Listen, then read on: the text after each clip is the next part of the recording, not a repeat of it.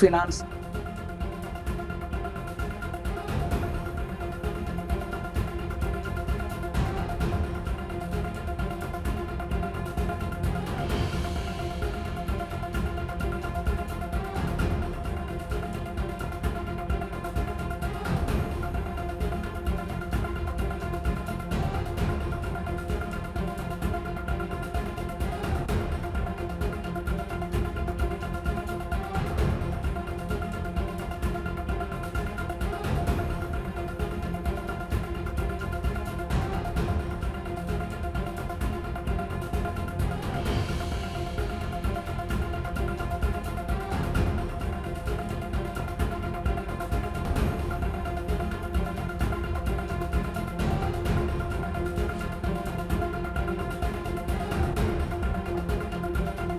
ಮಧ್ಯಮ ವರ್ಗಕ್ಕೆ tax relief ಅನ್ನ ಇದೀಗ ಬಜೆಟ್ ನಲ್ಲಿ ಹೊರಡಿಸಿರುವಂತದ್ದು. ತೆರಿಗೆ ನೀತಿ ಸರಳೀಕರಣ.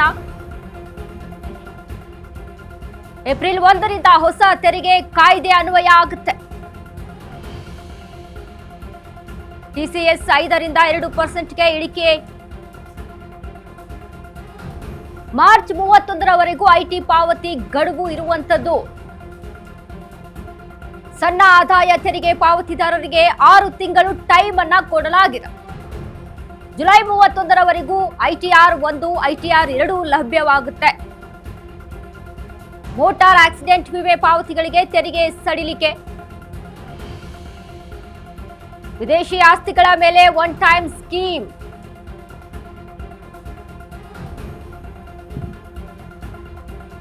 ಮಧ್ಯಮ ವರ್ಗಕ್ಕೆ ಟ್ಯಾಕ್ಸ್ ರಿಲೀಫ್.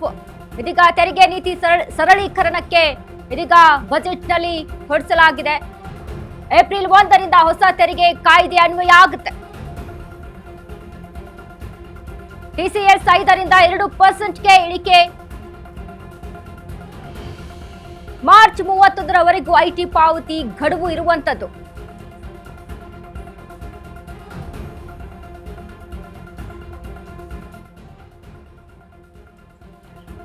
ಇದೀಗ ಸಾಕಷ್ಟು ನಿರೀಕ್ಷೆಯನ್ನ ಹುಟ್ಟಿ ಹಾಕಿತ್ತು ಈ ಬಾರಿಯ ಬಜೆಟ್. ಮೋದಿ ಅವರ 3ನೇ ಸರ್ಕಾರದ 3ನೇ ಬಜೆಟ್ ನಲ್ಲಿ ಏನೆಲ್ಲ ಇರುತ್ತೆ ಅನ್ನುವಂತ ಒಂದಿಷ್ಟು ಕುತೂಹಲಗಳು ಹೆಚ್ಚಾಗಿತ್ತು ಜನರಿಗೆ. ಅದರಂತೆ ಇದೀಗ ವಿದೇಶಿ ಆಸ್ತಿಗಳ ಮೇಲೆ ಒನ್ ಟೈಮ್ ಸ್ಕೀಮ್ ಇರುವಂತದ್ದು. ಅಂದ್ರೆ ಆದಾಯ ತೆರಿಗೆ ವಿಚಾರಕ್ಕೆ ಸಂಬಂಧಪಟ್ಟಂತೆ ಒಂದಿಷ್ಟು ಬಜೆಟ್ ನಲ್ಲಿ ಹೇಳಲಾಗಿದೆ. ಮಧ್ಯಮ ವರ್ಗಕ್ಕೆ ಟ್ಯಾಕ್ಸ್ ರಿಲೀಫ್ ಅನ್ನ ಕೊಟ್ಟಿರುವಂತದ್ದು. ತೆರಿಗೆ ನೀತಿ ಸರಳೀಕರಣ ವಿಚಾರಕ್ಕೆ ಸಂಬಂಧಪಟ್ಟಂತೆ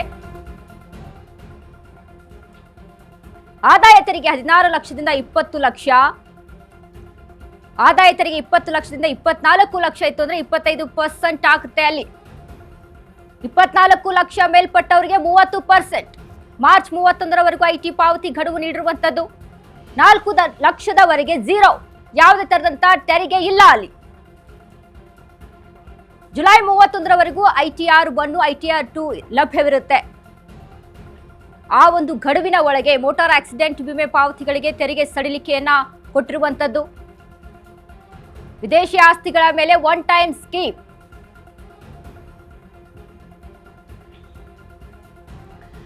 ಸಾಕಷ್ಟು ನಿರೀಕ್ಷೆಯನ್ನ ಹುಟ್ಟಿಹಾಕಿತ್ತು. ಈ ಬಾರಿಯ ಬಜೆಟ್ ನಲ್ಲಿ ಏನೆಲ್ಲ ನಿರೀಕ್ಷೆ ಮಾಡಬಹುದು ಅನ್ನುವಂತಹ ವಿಚಾರಕ್ಕೆ ಅಲ್ಲಿ ಸಂಬಂಧಪಟ್ಟಂತೆ ಈಗಾಗಲೇ ನಿರ್ಮಲಾ ಸೀತಾರಾಮನ್ ಅವರು 9ನೇ ಬಜೆಟ್ ಮಂಡನೆ ಮಾಡ್ತಾ ಇರುವಂತದ್ದು. ಒಂದು ಕಡೆ ದಾಖಲೆಯನ್ನ ಮೀರಿದ್ರೆ ಇನ್ನೊಂದು ಕಡೆ ತೆರಿಗೆ ವಿಮೆದಾರರಿಗೆ ಇದೀಗ ಒಂದಿಷ್ಟು ರಿಲೀಫ್. ಅದ್ರ ಜೊತೆಗೆ TCS 5ರಿಂದ 2%ಗೆ ಇಳಿಕೆ ಆಗುವಂತದ್ದು. ಇದು ಒಂದ್ ರೀತಿಯಾಗಿ ಖುಷಿ ಪಡುವಂತಹ ಸುದ್ದಿ ಆಗಿರುವಂತದ್ದು.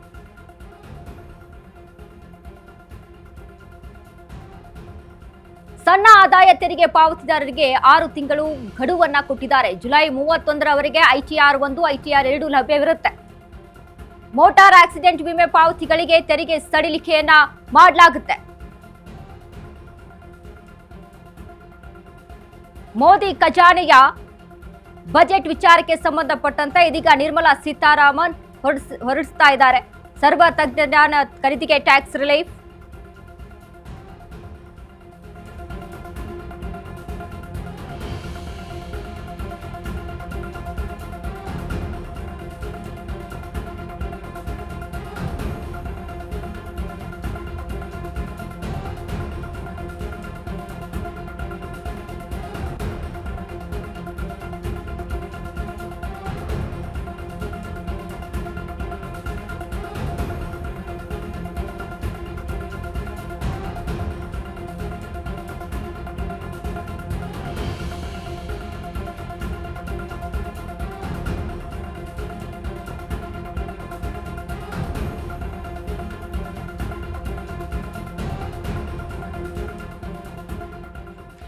ಇದೀಗ ಚರ್ಚೆಯಲ್ಲಿ ನಮ್ಮೊಂದಿಗೆ ಇದ್ರ ಬಗ್ಗೆ ಡಿಸ್ಕಷನ್ ಅನ್ನ ಮಾಡೋದಕ್ಕೆ ಭಾಗಿಯಾಗಿದ್ದಾರೆ ಜೆಡಿಎಸ್ ಇಂದ ಇದೀಗ ರಿಷಿಕ್ ವಿಹಾನ್ ಅವರು, ಅದ್ರ ಜೊತೆಗೆ ನಮ್ಮ ಶ್ರೀವಲ್ಲಿ ಮೇಡಮ್ ಅವರು ಬಿಜೆಪಿಯಿಂದ. Welcome to sir and madam.